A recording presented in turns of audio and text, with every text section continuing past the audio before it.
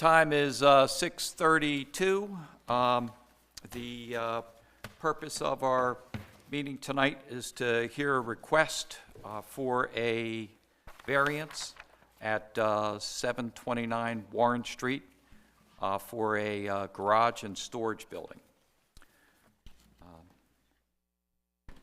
Let's see here.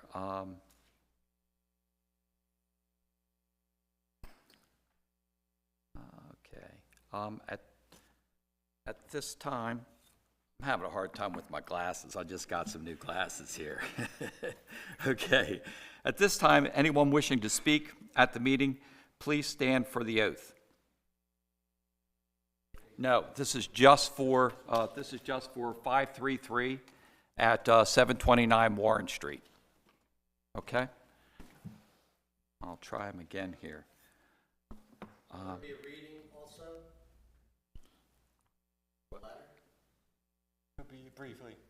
Yes. I think I can handle it. Let me see here. I'm starting to say, raise your right hand. Do you hereby solemnly declare and affirm under penalties of perjury and that your responses given and statements made will be the truth and the whole truth and nothing but the truth? Yes. Thank you. You can be seated.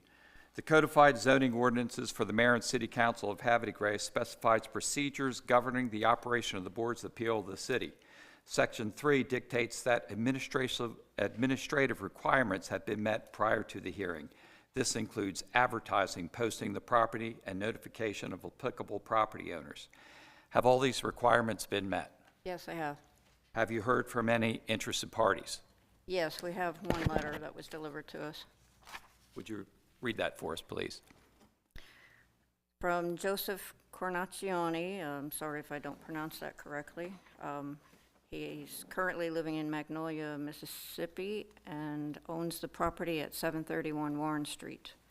He purchased the home 41 years ago this year. It was my residence until job opportunity required my leaving the state, but I kept the home with plans to make it a second home when I retire, which will be next year.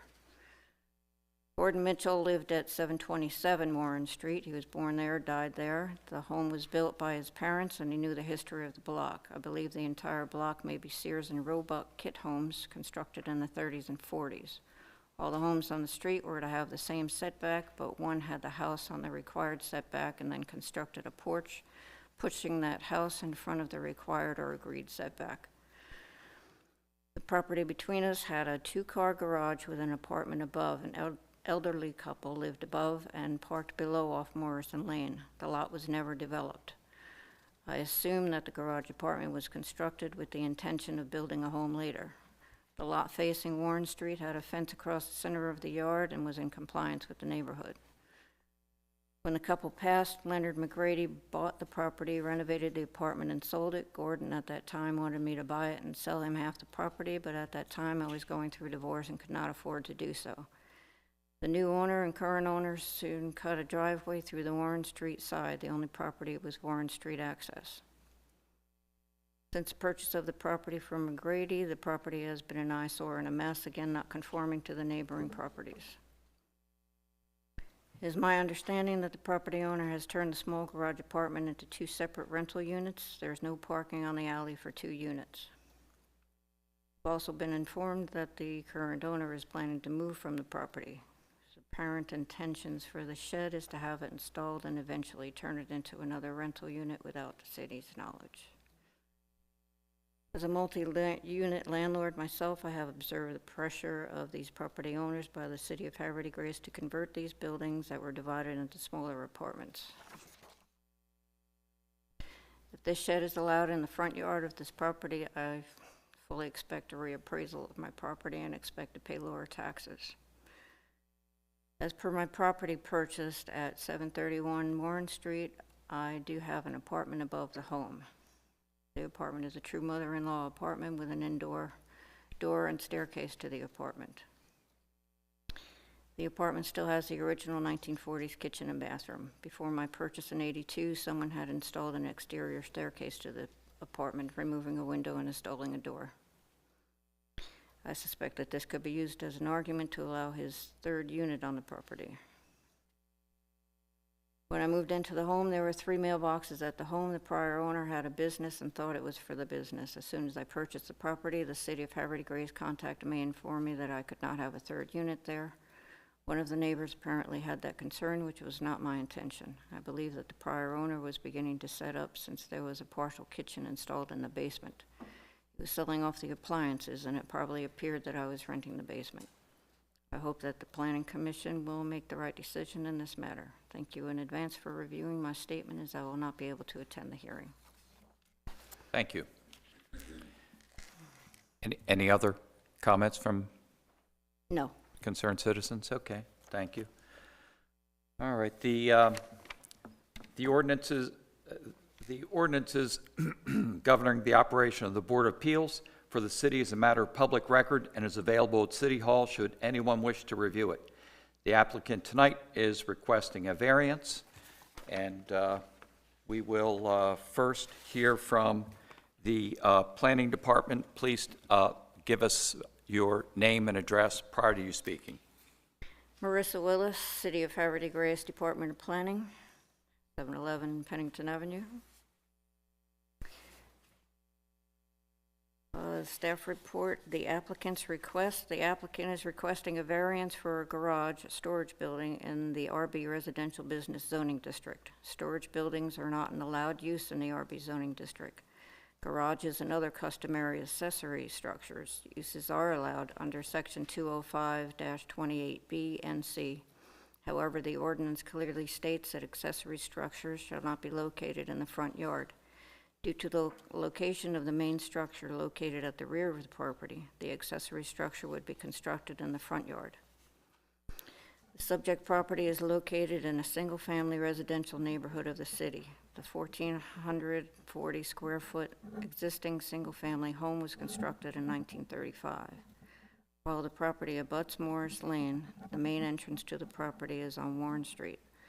The entrance to the existing home is on the side of the house and can be accessed through either Warren Street or Morris Lane. Subject property is zoned RB Residential Business District. The zoning code in Havre de Grace was adopted in March of 1982, almost 50 years after construction of this house. Upon adoption of the code, the existing single-family home at this address became non-conforming. Table 1 requires all single-family detached dwellings have a 25-foot minimum rear yard setback. The existing structure has no rear yard setback. The zoning code adoption anticipated that over time properties would redevelop and conform to the new rules. Section 205-28 discusses the accessory uses and structures allowed in the RB zoning district. Subsection B and C would allow the applicant's proposed structure. However, the ordinance specifically states accessory structure shall not be located in a front yard. Section 205-13 definitions defines a yard front as an open space extending the full width of a lot between any part of a main building and the front lot line. Due to the location of the house directly on the rear lot line, any new accessory structures would be located in the front yard. The applicant would need a variance in order to allow the construction of the accessory structure. Section 25-17C lists the findings required in order to approve of a variance request. Those findings are: because of certain unique physical conditions, such as an irregularity, narrowness, or shallowness of a lot size and shape, or exceptional topographical conditions peculiar to or inherent in the particular lot, there is no reasonable possibility in pursuing the proposed use or developing the lot in strict conformance of the zoning regulations. Concerning the physical conditions of the lot, there is nothing out of the ordinary. The size, shape, and topography of the lot are similar to other lots in the neighborhood. The only irregularity is the location of the existing home, but the placement of the home in its existing location does not seem to have anything to do with the physical conditions of the lot. Because of exceptional circumstances other than financial considerations, the granting of a variance is necessary to avoid practical difficulties or unnecessary hardship and to enable the applicant to pursue the proposed use or development of the lot. The applicant has not demonstrated exceptional circumstances and the need for the accessory storage structure. A small shed already exists on site. The applicant has not demonstrated that not being able to construct the accessory structure would lead to an unnecessary hardship. Literal enforcement of the ordinance would result in practical difficulty or unreasonable hardship. While an accessory storage structure would be convenient, practical difficulties or an unreasonable hardship have not been demonstrated. And 4, granting the relief requested would not do substantial injury to the public health, safety, and general welfare, and is the minimum necessary relief to permit the petitioner's use or development of the lot. The zoning code creates conformity between neighbors in a zoning district. While the code allows structures constructed before '82 to remain non-conforming, creating a further non-conforming situation would negatively affect neighbors' property values. However, it is difficult to determine whether any potential injury would be substantial. The Department of Planning recommends denial of the variance request. The applicant was not able to satisfy all of the findings described above. Thank you. Next, we'll hear from the applicant or the applicant's representatives. Please come to the podium. Yes, speak into the microphone. Before you start, please state your name, address. Your name and address. Flynn, 729 Warren Street, the only owner of the property. The house had been set in the back of the property when I bought it. When my wife had left, I could not find anybody to buy the house to pay off the mortgage. So I then, after inquiring of different people who were going to buy the house, their answers were, well, we were going to turn it into apartments, being it's already set up with separate heating and electrical. I said, well, okay. I went to the bank, got money. That has since been done. So I've got a person living downstairs, and I'm living upstairs. And then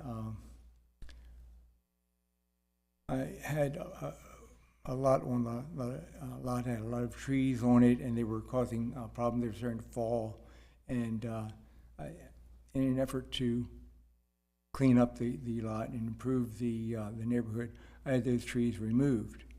And several people had remarked to me, well, gee, with that lot cleared like that, you could probably put another structure on it, or a house, or whatever. That would be it's a shame to waste that property. Under poor advisement from a contractor who said, you know what, you'd probably have a better chance of getting a storage building put on there and then apply for a conversion to a housing unit down the road. And looking at it now, and from the notice I've gotten, it would have been much better simply to say, I'd like to put a house on the front of the property. It could be similar in size and shape to the other houses that are on there. I see no reason at this point to demolish the house that's in the back. In fact, it's been upgraded with siding and roofing and enhanced electrical to make it more durable and appealing to the neighborhood. So if I could, and forgive me, I haven't ever done this before. I've tried to reach out for representation, and only one person called me back, and that was about an hour ago. Oh. So what I guess I should do at this point is simply to, correct me if I'm wrong, rescind my appeal for that and make another appeal for a regular house on the front of the lot, if that would be a right procedure. I mean, well, if you'd like to rescind your request, you can certainly do that, and then really talk to them in the city about what to do with the rest of the lot. That's perfectly acceptable, and that's up to you. And the part of it about it being in the front, it would certainly be in the front yard. I cannot change that. But I feel it's a shame to let the land go to waste, so to speak, and putting another house on the property would certainly increase the city's revenue. Right. So is that what you'd like to do? Yes. Okay, I think that's fine, and so this case is dismissed. Okay. Thank you. Okay. Well, there we go. I'm good. Go scroll right down to the next. Yeah. I'll call him tomorrow. Smart idea. Okay, let's see here. What is this one for? This is for conditional use. The next case is case 534, which is 1715 and 1719 Chapel Road. This is a request for a conditional use. Go again. At this time, anyone wishing to speak at this meeting, please stand for the oath. Raise your right hand. Do you hereby solemnly declare and affirm under penalties of perjury that your response given and statements made will be the whole truth and nothing but the truth? Thank you. You can be seated. The codified zoning ordinances of the Mayor and City Council of Havre de Grace specify procedures governing the operation of the Boards of Appeals. Section 3 dictates administrative requirements to be met prior to the hearing. This includes advertising, posting the property, and notifying applicable property owners. Have these requirements been met? Yes, I have. Have you heard from any concerned citizens? No. No? Okay, thank you. The ordinances governing the operation of the Boards of Appeal for the city are a matter of public records and are available at City Hall should anyone wish to review them. The applicant tonight is requesting a conditional use, and at this time we will hear testimony from the Planning Department.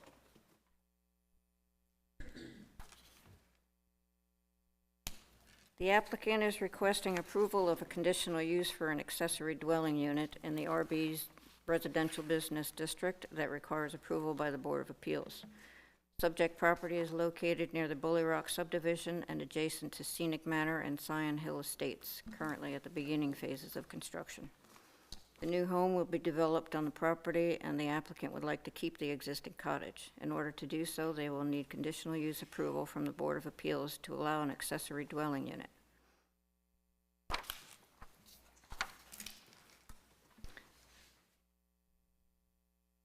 The applicant would like to maintain the existing use as a dwelling, but since it will be accessory to the planned single-family dwelling, conditional use approval is required. Let's see, Section 205(9)H, accessory dwelling unit requirements. An accessory dwelling unit may be permitted by the Board of Appeals as a conditional use on a single lot in the R1, R2, RO, and RB districts, provided that the following provisions are met. 1, the lot owner occupies one of the 2 dwellings on the lot as a principal residence. The applicants have stated in their application that they will reside in the main house once construction is completed. 2, occupants of the accessory dwelling unit shall park their vehicles off-street on the subject property. At least one off-street space shall be provided in addition to any off-street parking required for the main dwelling unit. The existing accessory dwelling unit has a driveway and meets the necessary parking requirements. Any future dwellings will also meet the off-street parking requirements. 3, no separate address will be assigned to the cottage dwelling. A separate address has already been assigned to this unit. The new home will inherit 1715 Chapel Road, and the accessory dwelling unit is currently listed as 1719. And item 5, detached accessory dwelling units are limited to the least of 50% of the footprint of the house, 10% of the total lot area, or 1,000 square feet of gross floor area. The least of the above is 1,000 square feet of gross floor area. The existing dwelling unit is plus or minus 700 square feet. Item 9, Accessory dwelling units cannot be subdivided from the main property, sold fee simple, nor converted into a condominium or other form of conveyance for ownership or sale separate from the main structure. Approval of this conditional use is contingent on accepting this provision. The conditional use approval becomes null and void upon subdivision of the property.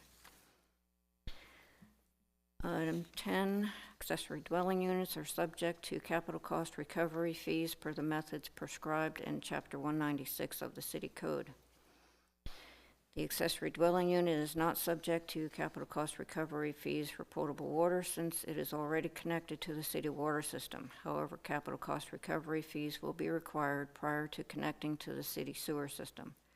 The proposed single-family home and any future structures are subject to all applicable city fees. Item 12, such other conditions that the Board of Appeals may deem appropriate to a particular case. Department of Planning may make recommended conditions at the conclusion of this report. The board may choose to adopt additional conditions should they grant the conditional use. Item 13, prior to the issuance of a use and occupancy permit by the city, the owner of the lot shall record a confirmatory deed that describes the foregoing conditions and limitations in the land records of Harford County. Approval of this conditional use is contingent on accepting this provision. Section 2517B, special exceptions. A special exception may be granted when the Board of Appeals finds from the evidence of record that the proposed use is a permissible special exception within the zone and that the petition complies with all procedural requirements set forth in this chapter. An accessory dwelling unit is allowed as a conditional use, also referred to as a special exception, in the RB Residential Business District. The request complies with all procedural requirements. 2, complies with standards and requirements specifically set forth for such use as may be contained in this chapter and the development standards for the zoning district within which the intended use will be located. The existing accessory dwelling unit does not meet the zoning code requirements. The dwelling unit was built in 1900 prior to the city adopting the zoning code in 82. Granting the conditional use and construction of the new single-family home will make the accessory dwelling unit non-conforming, as they are not allowed in the front yard and not allowed to have a separate address. 3, will not be detrimental to the use, peaceful enjoyment, economic value, or development of surrounding properties or the general neighborhood, and will cause no objectionable noise, vibrations, fumes, odors, dust, toxicity, glare, or physical activity. The requested dwelling unit should not have an impact on the neighborhood as it currently exists, and there have not been any complaints concerning this matter.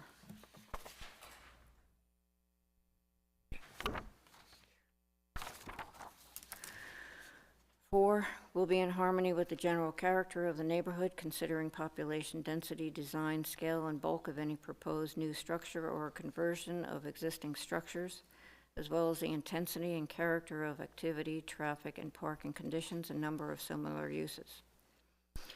The requested dwelling unit will be in harmony with the neighborhood and is a low-intensity, low-impact use. There will be no impact to traffic or parking by continuing the existing use. 5, will be consistent with the comprehensive plan or other planning guides or capital programs for the physical development of the district. It's not applicable to this request. 6, will not adversely affect the health, safety, security, morals, or general welfare of residents, visitors, or workers in the area. The requested dwelling unit should not adversely affect the health, safety, security, morals, or general welfare of residents, visitors, or workers in the area, as no problems currently exist. 7, will be served by adequate public services and facilities, including police and fire protection, water and sanitary sewer, storm drainage, public roads, and other public improvements. Subject property is presently served by public water. When public sewer is brought to the main house, the cottage will also need to connect to the central sewer and abandon the existing septic system. Site plan will be sent to Harford County Health Department. Environmental review for their full review and comment. 8, will consider the environmental impact, the effect on sensitive features and opportunities for recreation and open space. The environmental situation will be improved upon connecting the cottage to the central sewer system. 9, will consider the preservation of cultural and historic landmarks. The applicant is retaining the historic structure. 10, that the petitioner has demonstrated a need for the requested use. Keeping the existing structure and creating accessory dwelling units is a need for the city. Recommendation by the Department of Planning. Department of Planning recommends approval of the conditional use for an accessory dwelling unit at 1715, 1719 Chapel Road, subject to the following conditions. The approval of the accessory dwelling unit is limited to the applicants and does not transfer with the ownership of the property. Any future subdivision of the property makes this conditional use approval null and void.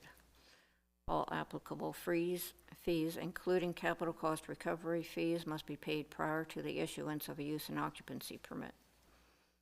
The cottage will need to be connected to the central sewer system when it becomes available. Building permits and use and occupancy permits on this property may be conditioned on abandoning the septic system. A confirmatory deed of the conditions listed herein, including that construction of the main dwelling will make the accessory dwelling unit a non-conforming structure, must be recorded in the land records for Harford County prior to the issuance of a use and occupancy permit. Thank you. Next, we'll hear from the applicant or their representative. Hi.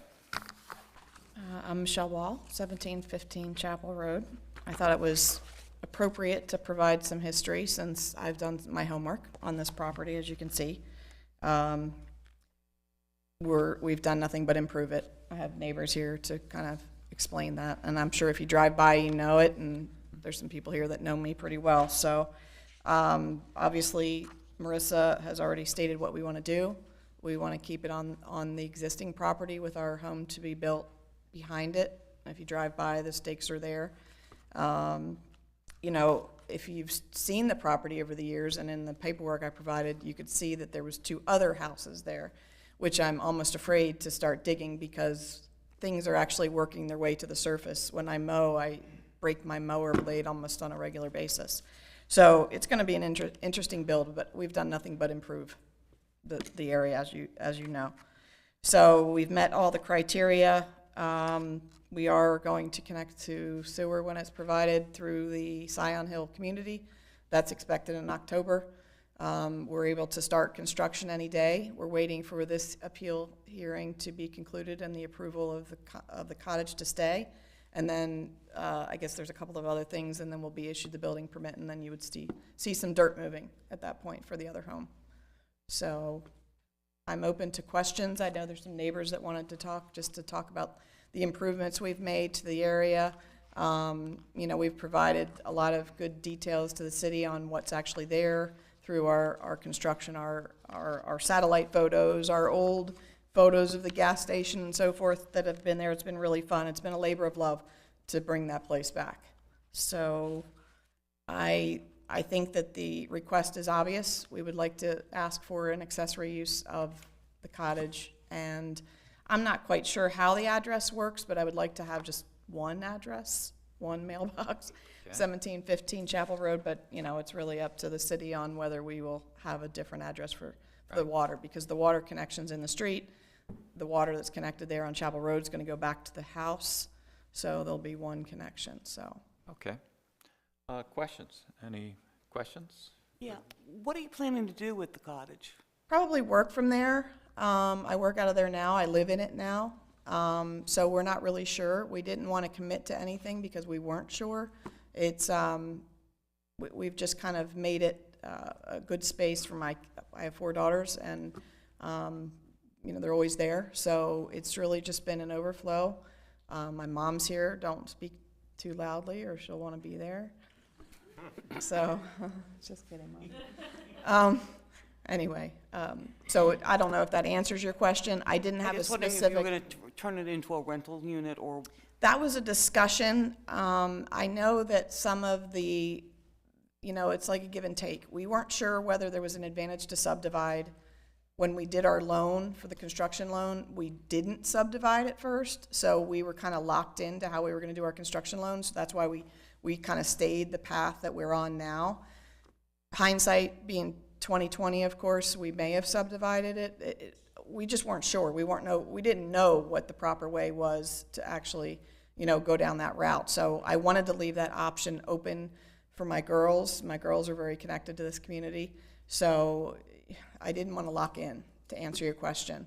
I hope that this doesn't lock me into something I can't change later, but, I'm sure I'll face that down the road when I need to. But the reason we wanted to keep it connected was because we had already gone down that path for construction loan, and it was going to all be, all part of it. The value of the cottage and the property and everything was all inclusive of the construction loan.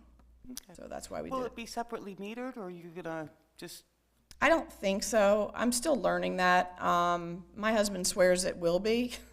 And I said, well, if there's 1 meter at the road for water and 1 sewer coming in from Scion, I don't know the answer to that. So I'm letting Clark Turner and Trademark Homes and all of them figure that part out with the city. I know they're kind of in the final stages of getting starting the permit, so I'll leave that. Trying to work out details on that. Yeah. I think there should be a separate water connection, because you already have the 1 meter, and it's, that meter is addressed to 1719. So then we keep a separate one for the house and use that as 1715. Yeah. I mean, no one's paying taxes at 1719. No one owns that. There is no 1719. It doesn't exist. It kind of started because of cable and BG&E hooked up as 1719 in the 1970s, as you'll see in your homework. It became a rental unit. So they used that address because I get mail for 1715, 1715A, 1719. I think 100 people lived there at one point or another. So I was hoping to keep one address, but I don't think we've hammered it all out. I think there's always another issue. Yeah, so. okay. Thank you. Other questions? Other questions for the applicant? No? Okay, thank you. Oh, yes. For the assessment record, the property is still addressed as 1715. But for water metering and your utilities, you can use as 2 separate addresses. Okay. Okay. You'll be aware that you have to pay the connection. I'm on. Sorry. You'll have to pay the connection fees if we keep it at 2 separate addresses, correct, Marissa? Right. Okay.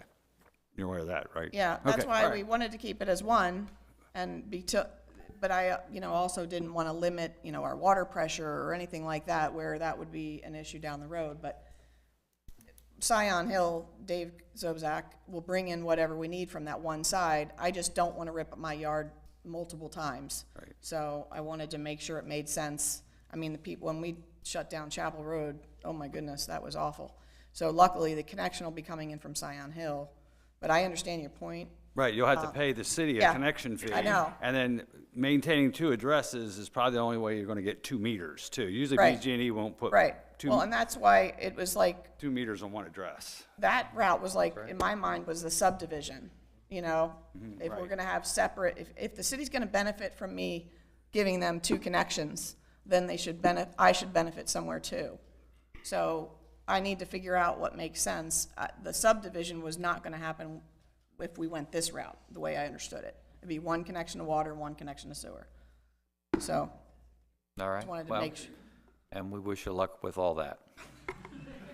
It has been a labor of love as the neighbors, there's some here that see me out there every day. Okay, great. Thank you. Is there anyone else that would like to speak? Yeah, please come to the podium.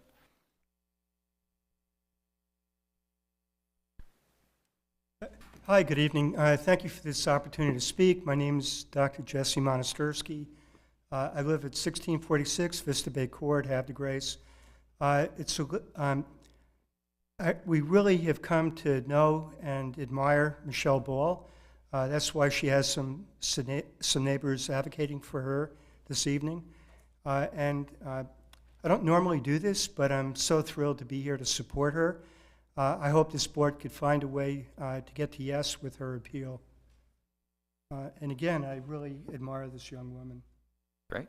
Thank you. Okay, thank you. It's really done a tremendous good for our community. And if you were to drive out and take a look at what she's done on her property, it's absolutely amazing. So she has a heart as big as gold. Thank you. Great. Okay, thank you. Anyone else? Good evening. My name is Tammy Coit, and I live at 1724 Scenic Manor, and really just want it to be a testament to the work of love that Michelle has put into that property. In the row of homes that we live on Scenic Manor, it backs up to Michelle's property.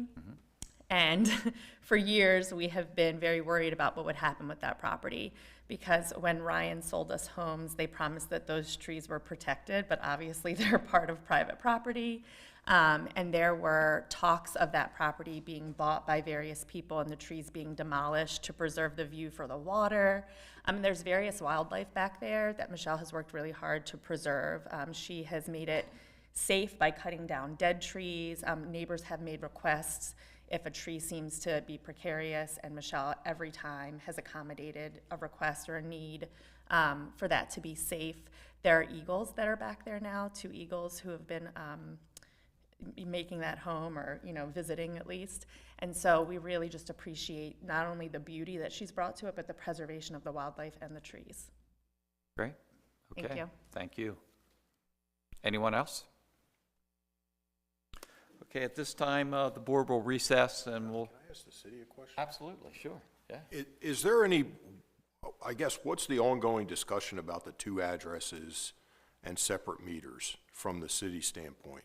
Because that, yeah, it should be 1 address. If it's going to be an ADU with the new main structure. Well, the entire property, per the assessment records, will still retain the address of 1715. The new water connection for the cottage was addressed as 1719. And as Michelle had mentioned, the utilities are 1719. I think it would be most beneficial to have separate connections for the utilities for the new house and address those as 1715. But then the ADU's still going to be coupled because of the single lot. Well, yeah, it'll still remain as part of that entire lot. It's not going to be separated off, except for utilities.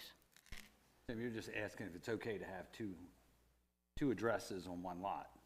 Yeah. No, In this Connections. circumstance, yes. No, I think there's something. I think there's something different with the ADU. Normally, we would not assign a separate address to an ADU. Exactly. I don't. Right. So I mean, that's a little hurdle to get over. I mean, it's I